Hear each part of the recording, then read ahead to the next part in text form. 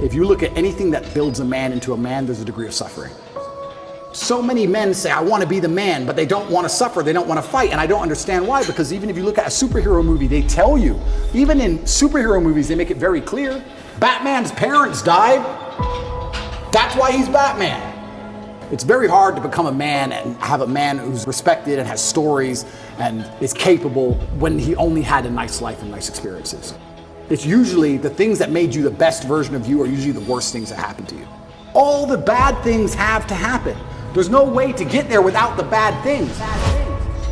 Where do you find the strength when you're in these difficult situations? I always find the strength from my last name. I'm Andrew Tate. I'm Andrew Tate, so I just have to do it. I'm in a Romanian jail cell. I wake up, there's cockroaches in my bed. They're all over my face. What am I gonna do, cry? Am I gonna go and sign a piece of paper and say I'm guilty? I'm gonna sell my brother out? No, I'm gonna take the cockroaches off my mouth. I'm gonna do some push-ups, because I'm Andrew Tate. When shit really gets hard, honor and courage and bravery and your last name is all you've ever had. Especially with men, none of them are bestowed with the things that the masculine essence needs to be a good man. You need pride, you need honor. Matrix Media, they say, why did you get so big? Because I'm telling the truth. I'm telling the truth, which every man knows is intrinsically true in his heart, because God has instilled him with a basic degree of morality of right and wrong. I'm saying things to a 17-year-old boy and he's going, he makes sense. I get it. Everything I was told so far just didn't quite click, but this does. And that's what they're so scared of. I was talking about this the other day. I was talking about how I have a pet peeve, and one of my pet peeves is painkillers. And I was being typical me, and I was going over the top. And I was discussing with this guy. This guy said, have you got any aspirin? I said, there's no aspirin in my house. And he said, why? I said, brother, you are not facing 1% of the life difficulties I am facing. Think about it. No government's trying to lock you up. The Matrix isn't after you. They're not trying to frame you. Nobody wants you dead. When God finally gives you a tiny headache, to give you something to show you're half a man, a little bit of resilience, you pussy out and take an aspirin. Can't you just have a headache? Just have a headache. And not only just have a headache and don't mention it, because I don't care. So don't even talk about it. Nobody needs to know. What do you want? Do you want therapy? You want sympathy? Nobody cares you have a headache.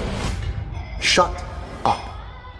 Like nearly any problem on earth, whether it's men's mental health, whether it's women's mental health, no matter what it is, whether it's crime, no matter what it is, how do you fix the problem? By building men of caliber, by building men of capability and status and honor and dignity, and by building men of ability to be good standing citizens who are respected by their peers. All of it comes back to improving men. All of it. Every single problem you can possibly name, it comes back to building strong men of capability who are respected. That's all, it's the baseline of humanity. Men always has been the baseline of humanity. And that's why nearly every problem we can name, all of them are in a direct negative correlation with masculinity. As masculinity plummets, all this garbage is going up through the roof. Is that a coincidence? Absolutely not, really not. You can literally see it with a graph, and you can see it happening. Saving the way men think and operate, growing a new generation of men who understand they have duty to themselves, their last name, and God, literally saves the world. All of it. Women respect men who stick by their principles and their beliefs, and the principles and beliefs of a man are always to do what he is supposed to do regardless of how he feels. You must train when you don't feel like training, you must protect when you don't feel like protecting. You must be a good man, and when you're actually a truly good man and a high value man, this is something I absolutely realized in jail. I have no problem suffering if the people I love are not suffering. My children are taken care of. The women I love are taken care of. My mother is taken care of. Everybody around me is fine. Even if they've removed me from my life and locked me in a jail cell, everybody I love is taken care of and is protected and is living good. I must suffer because I am a man. I am the head of my empire. I'm the head of the clan. Of course I will suffer, but the people I love are not suffering. This is what God has bestowed upon important men since the beginning of time. Not just important men, all men. The men in the Titanic as the boat was going down, about to be sucked into the icy cold water, some of the last thoughts in those men's head, I know, was at least I saw my daughter and my wife get on that boat. Absolutely. I'm happy to plunge into this ice cold water because there they are, on that boat, away from danger. Everyone we love and everyone in the world who we care about was taken care of. And I said, Andrew, would you rather us both be at liberty, but someone else in our life suffer? Mum suffer? Our kids suffer? The Never. mothers of our children Never. suffer? No. I'm glad it was me. I'm glad I was the one who was suffering and everyone else was okay, because that's what being a man means. When you're a man, absolutely you're right. It is our job to suffer so the people around us do not suffer. And that's why if you're a man and you're waking up every day and you're not trying your very best to be important or upgrade yourself or upgrade your character, or you're lacking motivation, then you have a serious problem, because it is your job to be capable of dealing with the insurmountable pressure which God is going to put upon you, so that when you suffer, everyone around you does well. Our lives are set up that even if they throw us in a dungeon today, everybody we love will be okay forever. And that is what's most important. That's the most important thing. That's success. And that was absolutely comforting in jail when we discussed that. And we said, everyone we love is okay.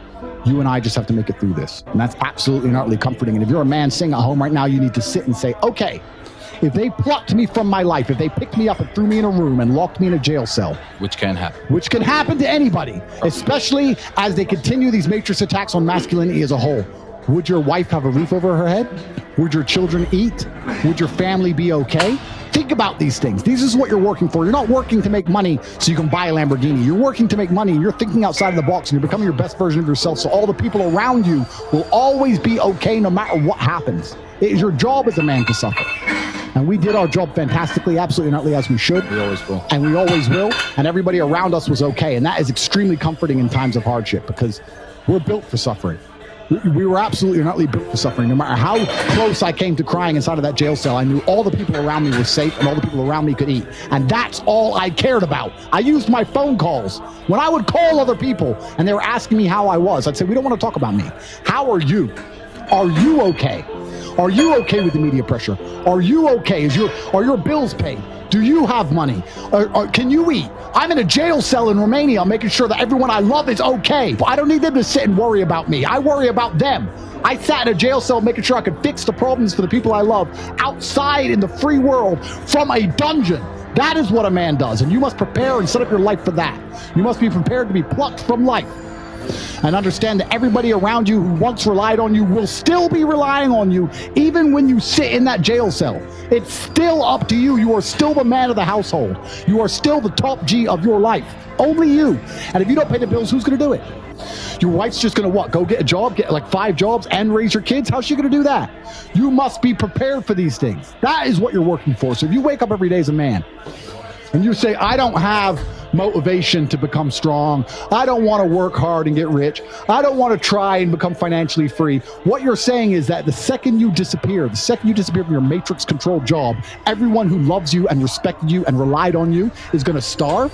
How can you live that way as a man? Absolutely and utterly unacceptable.